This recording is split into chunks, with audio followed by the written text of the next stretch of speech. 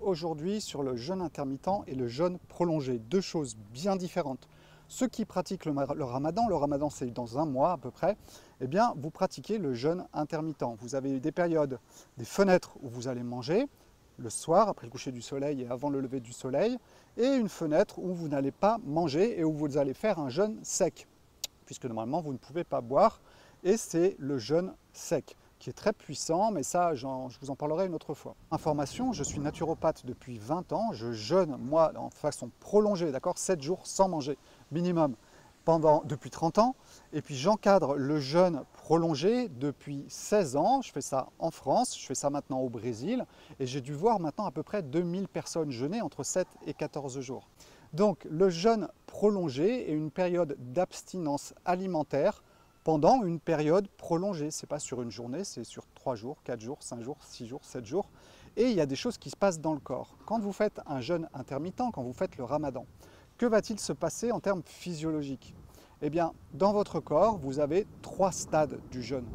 Quand vous faites un jeûne intermittent ou le ramadan, vous êtes dans le stade 1. Le stade 1, c'est quoi? C'est utiliser les réserves de glycogène qui sont à l'intérieur du foie et à l'intérieur des muscles pour fonctionner. Ça, ce sont les réserves que votre corps a à l'intérieur, à peu près 18 heures, et il va les utiliser au cours du jeûne.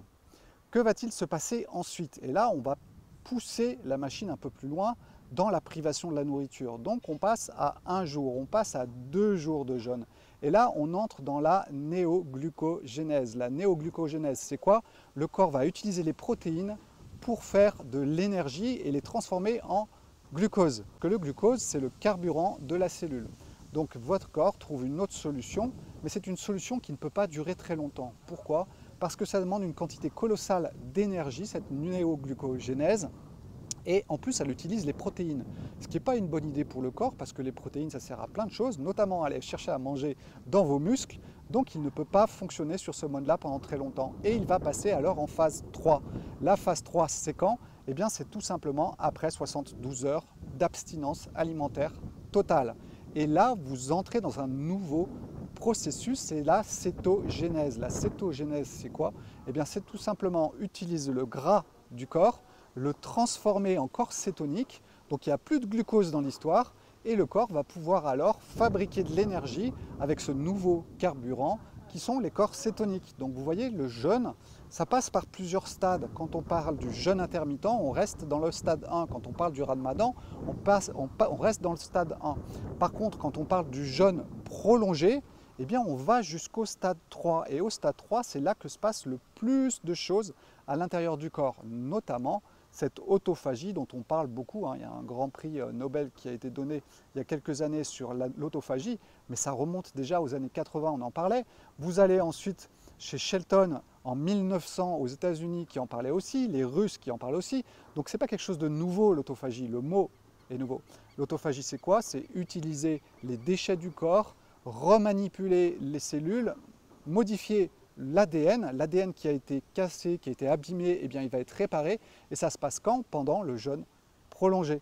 Donc si vous voulez en savoir plus sur le jeûne prolongé ou sur le jeûne intermittent que moi j'appelle naturel, qu'on peut pratiquer tous les jours, ce n'est pas comme dans le cadre du ramadan qui est quand même beaucoup plus drastique, eh bien je vous invite à passer sur mon site internet sebastienlièvre.com. Vous avez un e-book sur le jeûne intermittent naturel, vous avez une méthode avec plein de vidéos pour bien faire un jeûne prolongé, parce qu'on ne fait pas n'importe quoi, n'importe comment. Si vous ne préparez pas bien, vous allez avoir des problèmes, des maux de tête, vous n'allez pas passer les 3 premiers jours de votre jeûne d'une bonne façon.